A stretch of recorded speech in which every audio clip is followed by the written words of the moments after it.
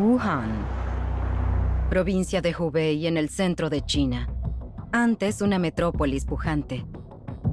Ahora una ciudad con 11 millones de personas en aislamiento. El esfuerzo de China por reducir la circulación es el más grande de la historia moderna. En todo el mundo, una a una, las ciudades se fueron aislando. Al propagarse de una forma tan exponencial, se creó una sensación de pánico. Los centros de salud están al límite en esta emergencia por contener el virus. No tratamos de detener el brote, lo que pretendemos es que no llegue tan rápido. ¿Cómo fue que el mundo entero quedó a merced de un nuevo coronavirus? ¿Por qué la medicina de vanguardia no pudo evitar su propagación? ¿Y es este solo el comienzo de otra pandemia mundial potencialmente irrefrenable?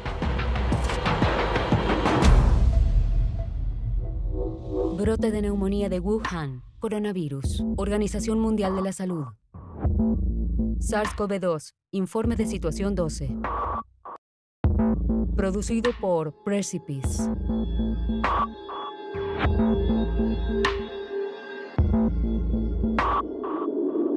Para CNA.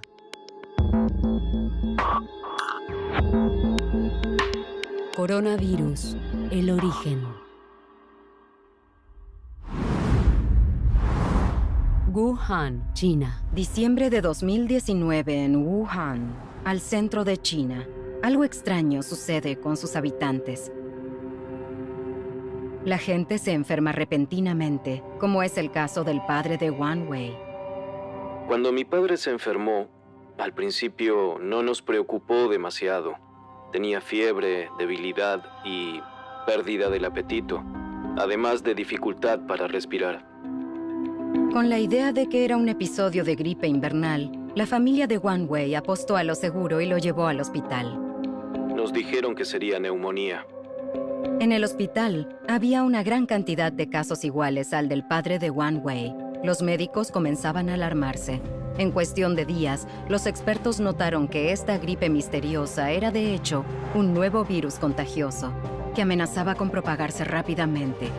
Los científicos en China intentan determinar si la nueva cepa de un virus causa un brote de neumonía en la ciudad de Wuhan. Los científicos de todo el mundo comenzaron a trabajar aunando fuerzas para comprender este nuevo virus, de dónde provenía, cómo se comportaría y, lo más importante, qué podía hacerse para detenerlo. A finales de diciembre, las autoridades sanitarias de Wuhan habían informado 27 casos de neumonía ante la Organización Mundial de la Salud. Aunque no todos revestían gravedad, había algo que sí era común a todas las víctimas, lo cual encendió la alarma. Lo que tenían en común era un mercado mayorista de mariscos en Wuhan, donde también se vendían animales exóticos. Todos los pacientes trabajaban o habían ido ahí. Un mercado mojado es un lugar muy peligroso, donde es muy propicia la transmisión de virus. Los científicos vienen advirtiéndolo desde hace al menos medio siglo. ¿Y cuál es el peligro exactamente? Que de algún modo, un virus animal pueda dar un enorme salto de una especie a otra hasta llegar a los humanos. Enfermedad zoonótica se define como la transmisión animal-humano. En un mercado mojado puede haber más de 100 especies de animales vivos bajo un mismo techo.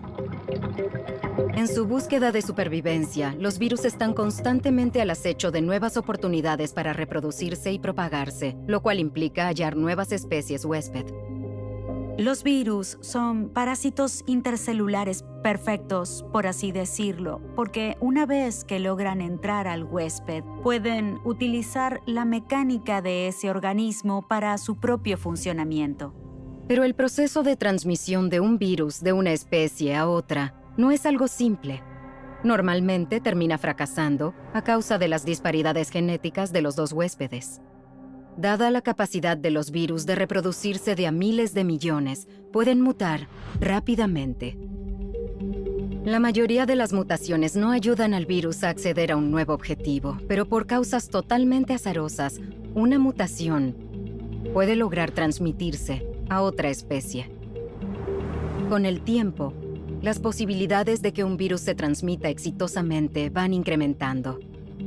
Por eso estos mercados son peligrosos, porque el virus está en contacto con muchos otros animales. Es prueba y error.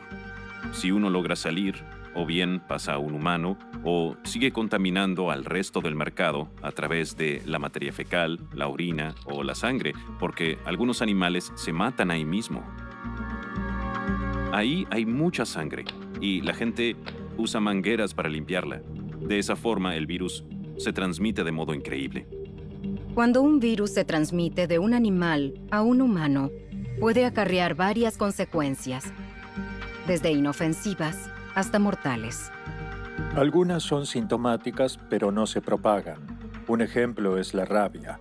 Un perro muerde a un humano, el humano contrae rabia, pero no contagia a otros. También está la emergencia, que ocurre de vez en cuando, como el ébola, que causa brotes que pueden ser muy graves y agresivos, pero se controla y desaparece hasta que vuelve a surgir. Y tenemos virus que nacen de los animales, que pasan a los humanos y pasan a ser permanentes.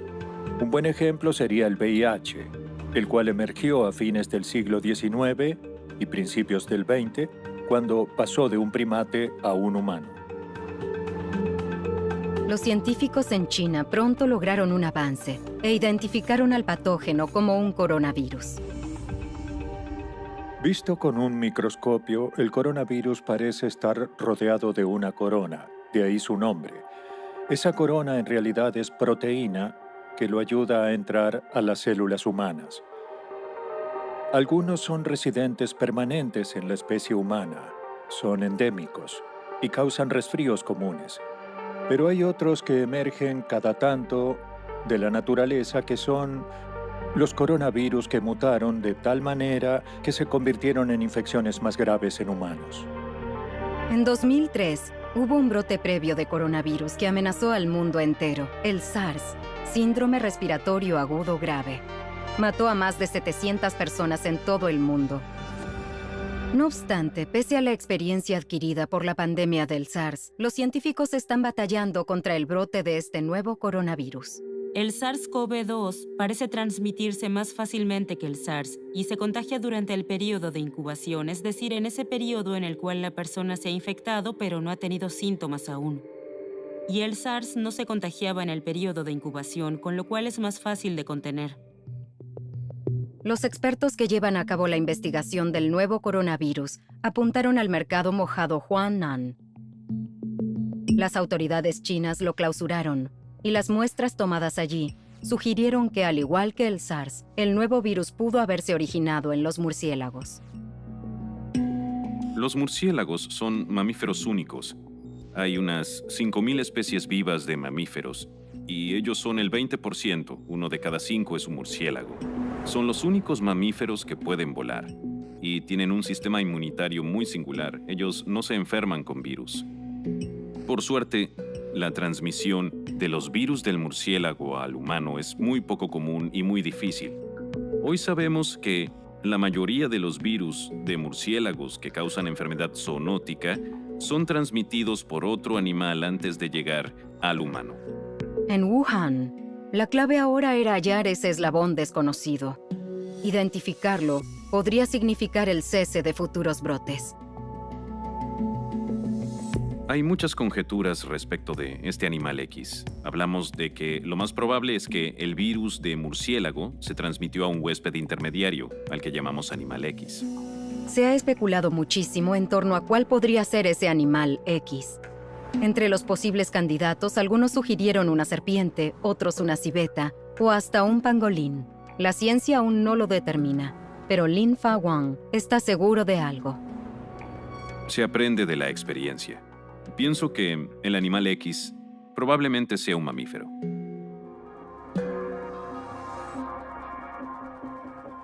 Los científicos estaban abocados a saber más del nuevo coronavirus, y el 11 de febrero de 2020, la Organización Mundial de la Salud lo identificó oficialmente como SARS-CoV-2.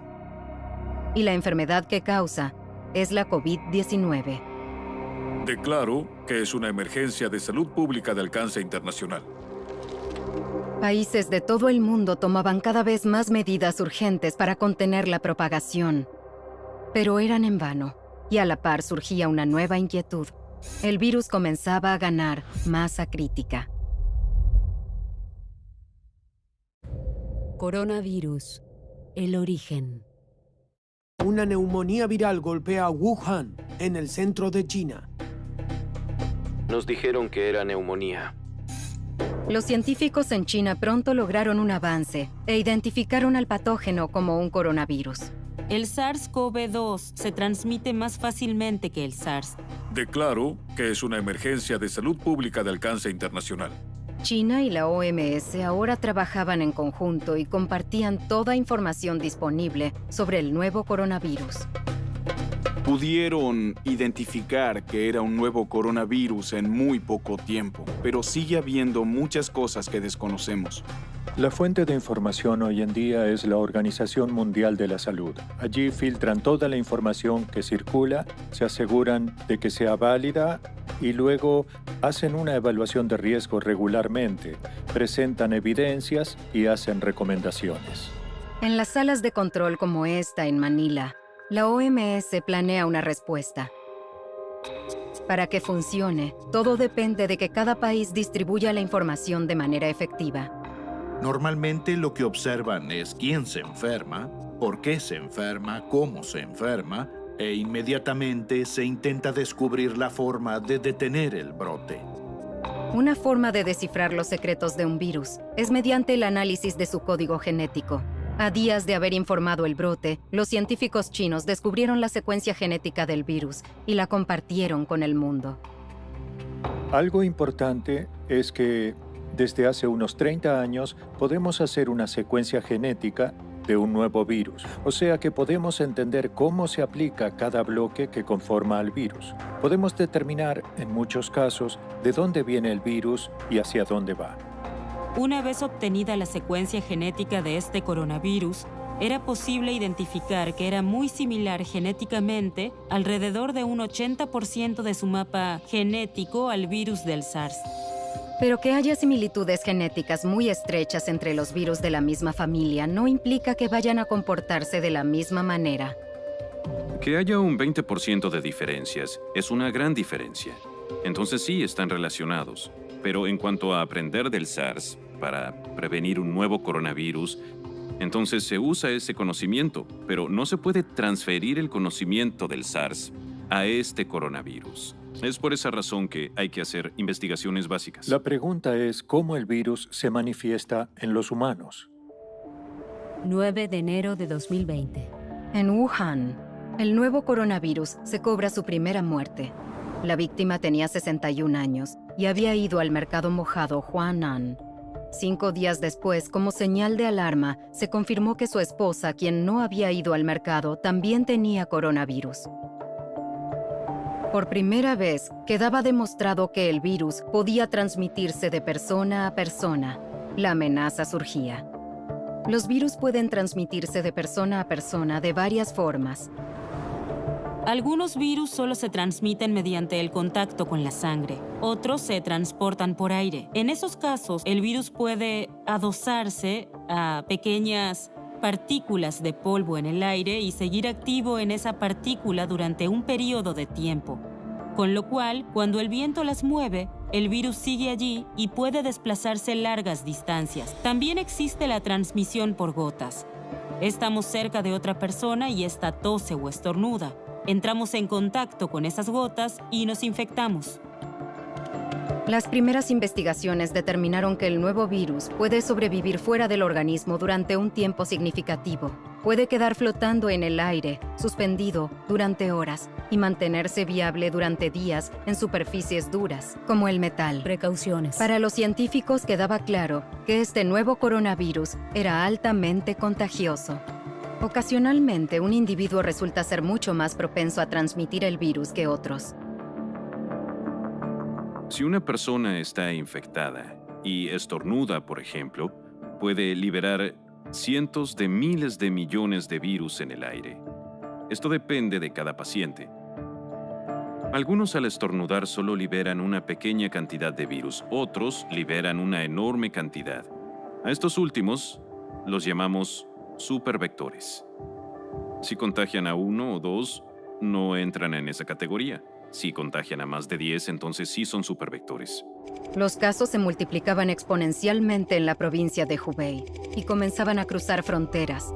El brote se convertía en epidemia a toda velocidad. Muertas por COVID-19. El esfuerzo de China por reducir la circulación en una zona probablemente sea el más grande de la historia moderna en lo que respecta a un brote. De la noche a la mañana, Wuhan se convirtió en una ciudad fantasma. Las estaciones de tren, normalmente atestadas de pasajeros, ahora eran un desierto. Los restaurantes y negocios, donde solía haber mucho movimiento, de pronto estaban vacíos. Las calles y rutas totalmente despobladas. Los habitantes de Wuhan estaban en sus hogares. Cuando hablamos del brote de un patógeno desconocido, hablamos de algo que nunca antes se abordó, y es mejor prevenir que curar. Claro que se corre el riesgo de cometer errores, pero es mucho mejor cometer errores que no actuar y que muera gente. Contener un nuevo virus contagioso no es tarea fácil, y esa tarea es todavía más difícil en una ciudad que además es uno de los centros de transporte más grandes del país. Wuhan está ubicada casi en el centro de China y tiene una red de transporte muy grande. Y además hay una gran cantidad de gente que vuela a Wuhan de distintas partes de China y del mundo. A pesar del tremendo esfuerzo de poner en cuarentena a la ciudad, no pudo contenerse el virus. Al parecer, el virus se ejecutaba en modo incógnito. Las víctimas no mostraban síntomas en la primera etapa de la infección, lo cual contribuía a la amplia capacidad de contagio entre personas que no tenían la menor sospecha. Se estima que la capacidad de propagación de este brote de coronavirus es de 2.6. Eso implica que una persona puede infectar a 2 o 3 personas más. Como consecuencia, el contagio puede salirse de control muy rápidamente, en particular cuando algunos no presentan síntomas durante el periodo de incubación. El nuevo virus demostraba tener más capacidad de contagio que el SARS. En solo un cuarto del tiempo, el SARS-CoV-2 había producido 10 veces más casos. Sabemos que la COVID-19 se contagia al principio del curso de la enfermedad. El SARS se transmite en particular en los hospitales cuando los pacientes se agravan y la carga viral aumenta. Esta enfermedad es diferente. Hablamos de transmisión comunitaria y es obvio que se da tempranamente en los primeros días. Y tenemos casos que se dieron antes de que los síntomas se notaran. Parecía ser que los científicos llevaban las de perder. Era un virus altamente evasivo, que se propagaba entre la gente mucho más rápido que lo anticipado. 10 días antes del aislamiento sin precedentes en China para evitar el contagio, el virus hacía su primera aparición en suelo extranjero. Coronavirus. El origen. 9 de enero de 2020. En Wuhan, el nuevo coronavirus SARS-CoV-2 se había cobrado su primera muerte. La víctima, un hombre de 61 años, fue uno de los primeros conglomerados de casos relacionados con el mercado mojado Huanan. La pregunta es cómo ese virus se manifiesta en los humanos. Cuando hablamos del brote de un patógeno desconocido, es mejor prevenir que curar. De la noche a la mañana, Wuhan se convirtió en una ciudad fantasma. El 23 de enero había 570 casos detectados, 17 muertes en China y 11 millones de personas en cuarentena en Wuhan. A pesar del aislamiento, el virus había logrado cruzar las fronteras de China. El primer caso internacional fue en Tailandia. Tailandia ha confirmado el primer caso del coronavirus de Wuhan, fuera de China. Abocados a su tarea, los científicos de todo el mundo trabajan a destajo para ralentizar el contagio, con la máxima ayuda de la OMS. China detecta esta enfermedad desconocida e identifica el coronavirus en un breve periodo y comparte las secuencias con otros países. así que recibimos esta información a diario, la analizamos y compartimos las conclusiones con los Estados miembros. Al igual que la información compartida, un paso vital para controlar el contagio del virus es localizar a cada persona que estuvo en contacto con un paciente infectado. La localización es identificar a las personas que estuvieron en contacto con un paciente infectado, ya sea antes o después de los síntomas. Esas personas deben aislarse, o bien se aíslan de manera individual o pueden quedar en cuarentena durante un periodo de hasta 3 semanas hasta ver si presentan síntomas. En China, la tarea de localización de contactos era un desafío descomunal. Solo en Wuhan, más de 1.800 epidemiólogos seguían el rastro de cientos de miles de contactos por día. Pero la tarea pronto dio sus frutos. Entre el 1 y el 5% de los contactos terminaron siendo casos confirmados de COVID-19. No obstante, había un grupo de posibles casos que confundían a los científicos. Puede haber personas infectadas por el virus que en ningún momento desarrollen ningún síntoma, que ni siquiera sienten debilidad ni dolor muscular ni nada. Son asintomáticos. Es algo muy preocupante, porque no hay forma de conocer el nivel de base de la infección viral en la población. Con cada vez más casos, los gobiernos de todo el mundo comienzan a poner más atención y a prepararse para el brote local. Las aerolíneas comenzaron a suspender vuelos por el temor a la epidemia del coronavirus. La Dirección General de Aviación Civil ordenó a aeropuertos y aerolíneas que revisen a los pasajeros que lleguen de Japón y Corea del Sur. La contención se volvía la estrategia clave contra la COVID-19. Para minimizar el riesgo de importar individuos infectados, los países comenzaron a restringir los vuelos provenientes de zonas afectadas. Los países están tomando medidas para protegerse. Una es simplemente observar lo que sucede en China para determinar qué puede funcionar y qué no. Lo segundo es que algunos países avanzaron con las restricciones de viajes desde o hacia China o pusieron en cuarentena a quienes habían estado en China. Yo volví de China hace unos 4 días. Formé parte de la misión conjunta OMS-China. Y tal como se realiza en Singapur y en muchos otros países, se debe cumplir con una cuarentena de 14 días en los casos en los que se haya regresado de zonas de alto contagio. Así que me quedo en casa y hago mi trabajo, pero lo hago desde mi oficina aquí en casa.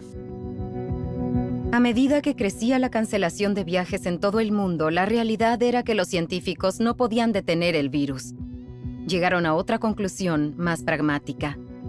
No tratamos de detener el brote, sino que tratamos de que llegue lo más lento posible. Si se da de manera muy abrupta, los centros de salud se verán superados y la tasa de mortalidad aumenta si los centros de salud no dan abasto. La mayoría de los sistemas sanitarios ya operan al límite de su capacidad. Este brote podría sobrepasar esa capacidad. El consejo de los expertos era intentar ganar tiempo. Los hospitales tienen una tarea muy difícil. Tienen que cuidar de los pacientes de manera segura, pero tienen que asegurarse que los trabajadores de la salud estén seguros. Así que necesitan suficientes habitaciones para los pacientes.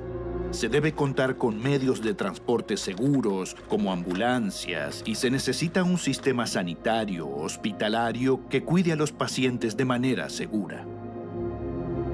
En Wuhan, los hospitales se esforzaban para atender al flujo de pacientes. Li Hua, residente de la ciudad, tenía una amiga que se contagió del virus, pero que no recibió ningún tipo de tratamiento. Al principio, cuando tuvo síntomas, fue al hospital y un médico la diagnosticó con la enfermedad, pero no pudieron internarla porque estaban al límite de capacidad, tanto de médicos como de camas en el hospital. La mandaron a su casa en cuarentena. Estamos ante una situación especial en la que los recursos son limitados. Con la atención del mundo entero puesta en Wuhan, las autoridades chinas tuvieron que trabajar todavía más En un esfuerzo sin precedentes, las autoridades construyeron y reacondicionaron 16 hospitales más en cuestión de semanas. Fue gracias a ese esfuerzo que pacientes como la amiga de Li Hua pudieron recibir tratamiento médico.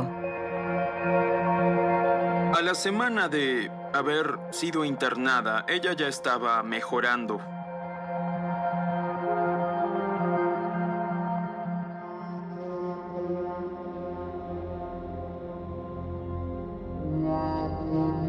Más allá de las fronteras de China, otro país de numerosa población se preparaba para el brote. La India, hogar de más de 1.000 millones de personas, segundo después de China en cuanto a cantidad de habitantes. A mediados de diciembre, cuando por primera vez supimos de esta neumonía poco común que se estaba dando en China, reuní un equipo de científicos y les dije que debíamos prepararnos. A un mes del brote, la India confirmó su primer caso de COVID-19. Priya y su equipo no querían arriesgar nada. Fuimos los primeros en hacer testeos en todo el país. Los primeros positivos se detectaron aquí. Había llegado otra muestra de un posible caso al laboratorio de Priya. Se conoce como el test PCR. Se toma una muestra del paciente a partir de un hisopado de fauces. El test analiza el material genético en la muestra y busca la presencia evidente de ARN de coronavirus. Y solo toma unas horas saber si el resultado es positivo o negativo. Hasta ahora ha habido una detección molecular del virus, pero ya hay algunos productos detectores de anticuerpos mediante los que se puede detectar la respuesta del anticuerpo a este virus. Y creo que con el tiempo se podría analizar a toda la población. Cultivo viral 1. Si se apunta a los anticuerpos, habría un mejor seguimiento y control de un brote en la población. Pero mientras tanto, muchos científicos dependen del PCR. La muestra en el laboratorio de Priya dio positivo. Es un paso más en la imparable transmisión mundial del virus. Al propagarse de forma tan exponencial, se creó una sensación de pánico. A principios de febrero, el número total de casos confirmados había llegado a los 31.000 en todo el mundo, sumando 638 víctimas fatales. Para peor, incluso adultos aparentemente sanos podían ser víctimas, entre ellos uno de los primeros médicos que señalaron el brote en Wuhan. El perfil que surge de la COVID-19 es que ataca más violentamente a ciertos subgrupos de la población. La mayoría de los muertos son mayores de 60 años, pero hay una cifra menor de personas que en apariencia son sanos, tienen buen estado físico, unos 30 años y también murieron por el virus. Y no queda claro por qué sucede. Pero al haber poco tiempo disponible para estudiar a la COVID-19, seguía habiendo preguntas sin respuestas para los científicos. Por ejemplo, ¿acaso los niños son menos vulnerables al virus? En China, los niños de 9 años o menos solo conforman el 1% del total de los casos. Aún queda por determinar si esto es información certera o si, por ejemplo, la infección en los niños es tan leve que no puede detectarse. A pesar de todos los desafíos por delante, hay un aspecto de la COVID-19 que aún brinda esperanzas a los científicos: la alta tasa de supervivencia entre los infectados. 638 muertes por COVID-19. El coronavirus es un virus que se propaga fácilmente y, por lo visto hasta ahora, la mortalidad es relativamente baja. 2% es la cifra actual. Podría ser menor porque no tomamos en cuenta a la gente infectada que no presenta la enfermedad. En cambio, se incluye solo el número de personas que enferman. Puede que haya muchas más personas infectadas. Un abordaje para hacerle frente al nuevo coronavirus presenta el concepto de inmunidad de rebaño. Si se expone a un número suficiente de personas y éstas desarrollan inmunidad, se daría una barrera natural en la transmisión. Pero ¿cuántos casos serían necesarios? ¿Y cuál sería el costo? Y lo más importante, eso da por sentado que una persona no puede enfermarse más de una vez, lo cual hasta ahora se desconoce. Dada la velocidad con la que se propaga el virus, Esta era una teoría que podía convertirse en realidad. Si cada persona infecta, digamos, a unas 3 personas y cada 4 días hay una nueva generación, se calcula que en un mes habrá miles de casos. Sin embargo, la idea de inmunidad de rebaño presenta varios inconvenientes. Los hospitales deberán lidiar con una enorme afluencia de pacientes, lo cual satura los recursos médicos ya al límite. Y la pregunta de si podría darse una inmunidad natural generalizada permanece sin respuesta. El virus podría evolucionar con rapidez y esquivar cualquier inmunidad que podamos desarrollar. Lo mismo ocurre con una de las infecciones virales más persistentes y escurridizas a las que todos nos enfrentamos: el resfriado común. ¿Cómo reaccionarán nuestros sistemas inmunitarios colectivos ante el nuevo coronavirus? Es una de las grandes incógnitas. Los humanos no son inmunes a este virus porque nunca estuvieron expuestos a él. Cuando un virus como el SARS-CoV-19 entra en contacto con los humanos, todos están en riesgo. Es diferente con la influenza. Hay antecedentes de inmunidad que aminoran la infección para que no sea tan agresiva, a diferencia de un virus que entra en los humanos por primera vez. Los riesgos de una inactividad colectiva ante semejante virus emergente son impactantes. Una investigación del Imperial College en Londres hace énfasis en la escala de devastación que podría traerle a la población global si dejamos que el brote siga su curso.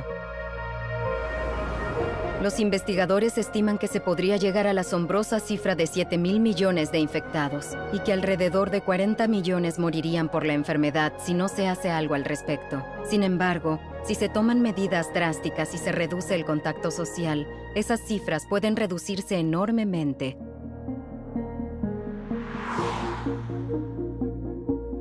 Nadie quiere aceptar la muerte por un virus, así que hay que desarrollar herramientas para enfermedades como el coronavirus, porque estos virus son comunes, seguirán apareciendo y necesitamos la vacuna.